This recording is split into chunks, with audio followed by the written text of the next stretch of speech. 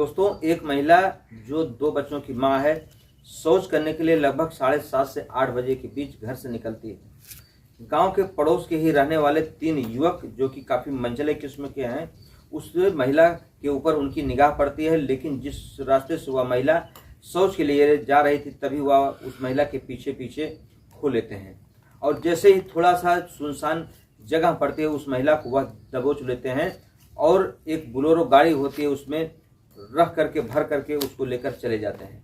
और लगातार 11 दिनों तक 7 लोग उस महिला के साथ रेप करते हैं, दुष्कर्म करते हैं। इधर जो उस महिला का पति है, वह बेचारा परेशान है। वह काफ़ी देर तक इंतजार करता है, लेकिन वह महिला नहीं आती। तभी वह अपने नात रिश्तेदारों के यहाँ फ़ोन करता है कि अगर वह गई हो तो कृपया बताएं। लेकिन किसी नात रिश्तेदार के यहाँ वह महिला नहीं गई होती है, तो कोई बताए क्या। तभी कोई कहता है कि क्यों ना हम लोग इसकी सूचना पुलिस थाने को दी जाए। जैसे वह पति थाने पर जाता है और अपनी पत्नी की गुमशुदगी की रिपोर्ट लिखाता है, लेकिन उसको रिपोर्ट लिखाने के बाद ही पुलिस कुछ जरूरी कार्रवाई नहीं करती, उसको एक ठंडे बस्ते में रख देती है। अब इधर बेचारा परेशान वह पति अपने 2 बच्चों के साथ परेशान रहता है, लेकिन वह महिला का कहीं अता पता नहीं लगता। लेकिन एक दिन सुबह सुबह का वक्त होता है, एक बड़ा सा बोरा, उस बोरे में उस महिला को बांध के फेंका गया था। जैसे ही सुबह होता है, कुछ लोग शौच के लिए, कुछ लोग वॉकिंग के लिए जाते हैं, तो देखते हैं कि एक बड़ा सा बोरा पड़ा हुआ है और इसमें कुछ ऐसा प्रतीत होता है कि इसमें कुछ रखा गया है। जब उस बोरे को खोला जाता है तो उसमें देखा जाता है कि इसमें एक महिला है जो कि पड़ोसी गांव की रहने वाली है। अब उस महिला को ऊपर तुरंत पानी छिड़का जाता है, उसको होश में लाया जाता है और इसकी सूचना जैसे ही गांव वालों को मिलती है तो पता लगता है यह तो फला गांव की महिला है। उसको तुरंत हॉस्पिटल में ले जाया जाता है, इलाज कराया जाता है। जैसे उस महिला को होश आता है, तो जैसे उसका पति पूछता है कि आखिर तुम इतने दिनों तक कहाँ थी, तो वह महिला रोने लगती है और अपनी आप बीती सुनाती है। दोस्तों, जब वह अपनी आप बीती सुनाती है, तो उस कहानी को सुनने के बाद जितने लोग थे सबके पैरों तले जमीन खिसक जाती है, क्योंकि एक महिला के साथ 11 दिनों तक 7 लोगों ने बारी बारी से लगातार दुष्कर्म किया। दोस्तों, आज की कहानी जब आप सुनेंगे तो आप भी सोचने पर मजबूर हो जाएंगे कि यह दौर इतना भयानक चल रहा है कि ऐसे दरिंदे जो कि किसी भी समय किसी भी बहन बेटी के साथ तनिक भी कानून से नहीं डराते और वह ऐसी घटना को अंजाम दे जाते हैं। तो आइए जानते हैं कहानी शुरू से लेकर आखिर तक। नमस्कार, प्रणाम। मैं हूं मोनू भारद्वाज। हृदय तल की गहराइयों से आपका हार्दिक स्वागत करता हूं।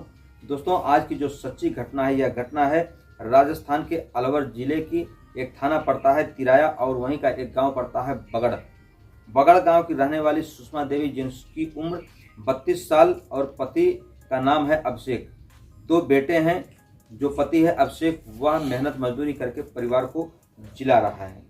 लेकिन 24 अप्रैल 2025 को जब वह महिला शौच के लिए घर से बाहर निकलती है, तो रास्ते से जाते समय थोड़ा सा एक झाड़ियों का झुंड लगता है। उसी बीच वहां पर गांव के बगल के 3 मंचले खड़े होते हैं। जैसे उसकी नज़र उस महिला पर पड़ती है, तभी वह धीरे धीरे उस महिला के पीछे हो लेते हैं। वह महिला को यह आभास नहीं था कि उसके साथ ऐसी घटना होने वाली है। जैसे ही झाड़ियों में पहुंचते हैं तो वह दौड़ करके उस महिला को दबोच लेते हैं। उसका मुंह बंद करके एक बोलेरो गाड़ी है, उस गाड़ी में उसको भरते हैं और भर करके लेकर चले जाते हैं। और वह लगभग 11 दिनों तक 7 व्यक्ति उस महिला के साथ बारी बारी से रेप करते हैं। जब इतनी बात उसका पति सुनता है तो वह कहता है कि तुम्हें तुरंत इसकी सूचना चल के थाने पर देनी चाहिए। लेकिन वह महिला फिर हाथ जोड़ने लगती है, कहती है कि उन लोगों ने मुझसे कहा है कि अगर तुम इसकी सूचना थाने पर दी तो मैं और हमारे साथी तुम्हारे पति तुम्हारे बेटों को मार देंगे। वह पति उस समय डर जाता है, लेकिन जैसे इसकी सूचना गांव वालों को मिलती है तो गांव के लोग, प्रधान जी और समृद्ध जितने भी व्यक्ति होते हैं, साहस दिलाते हैं कि नहीं, तुम्हारे साथ ऐसा कुछ नहीं हो सकता, तुम सिर्फ साथ दो, हम लोग तुम्हारे साथ हैं, तुम आगे आगे रहो, हम लोग कानून का सहारा लेंगे और ऐसे दरिंदों को निश्चित तौर पर सलाखों के पीछे पहुंचाएंगे। दोस्तों, जब थाने पर पहुंचते हैं तो थाना प्रभारी महोदय कहते हैं कि 24 अप्रैल के बाद 4 जून को जब वह महिला मिलती है, तो उसके बाद 15 तारीख यानी कि 15 जून को जब वह थाने पर पहुंचते हैं तो थाना प्रभारी महोदय उनकी फरियाद सुनने के बजाय उनको डांट करके भगा देते हैं और कहते हैं कि इतने दिनों बाद ना तो कोई मेडिकल रिपोर्ट में आएगा, ना तो कोई कार्रवाई हो सकती है। लेकिन वह महिला के साथ तमाम लोग जुड़ जाते हैं उसको न्याय दिलाने के लिए। 17 जुलाई को डीएसपी सुनील कुमार शर्मा के ऑफिस में वह महिला पहुंचती है और पहुंचने के बाद हाथ जोड़ करके उनसे अपनी विनती सुनाती है कि सर मेरे साथ ऐसा ऐसा हुआ है।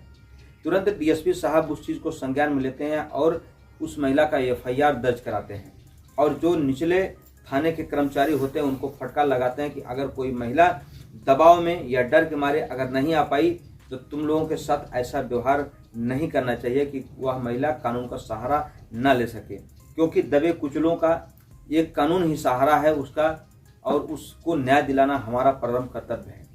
दोस्तों 7 लोगों के खिलाफ एफआईआर दर्ज होता है और अभी तक तो कोई भी पुलिस की गिरफ्त से बाहर है। लेकिन ऐसे दरिंदे जो कि समाज में एक महिला के साथ ऐसी हैवानियत करते हैं, सोचने का गंभीर विषय है कि अगर कोई महिला 7 से 8 लोग उसके साथ इस तरीके की घटना करते हैं तो सोचने का विषय कितना गंभीर विषय है। दोस्तों 11 दिनों तक उस महिला के साथ दुराचार होता है और कानून से उसको न्याय मिलने की बजाय उसको थाना प्रभारी महोदय डांट करके फटकार करके भगा देते हैं। वो तो डीएसपी साहब ने एफआईआर दर्ज किया और अभी उन दरिंदों की खोजबीन जारी है। हालांकि अभी कोई गिरफ्तारी नहीं हो पाई, लेकिन कोई कानून से भाग करके कहाँ तक रहेगा। आज नहीं तो कल उस दरिंदों की गिरफ्तारी होना तय है और उस महिला को न्याय मिलेगा। कहा जाता है कि देर से ही लेकिन दुरुस्त जरूर मिलेगा। कानून के घर देर है अंधेर नहीं, यह एक सच्ची घटना है। दोस्तों वैसे आप इस घटना को सुनने के बाद क्या कहना चाहेंगे कमेंट बॉक्स में जरूर लिखें और उन दरिंदों को कौन सी सज़ा मिलनी चाहिए आप अपनी राय अवश्य भेजें। दोस्तों हमारी कहानी कहने का उद्देश्य किसी के दिल को ठेस पहुंचाना नहीं, बल्कि आपको सतर्क करना, आपको जागृत करना है। मिलते हैं हम आपसे अगले वीडियो में, तब तक के लिए आप अपना ख्याल रखें। जय हिंद, जय भारत, हर हर महादेव।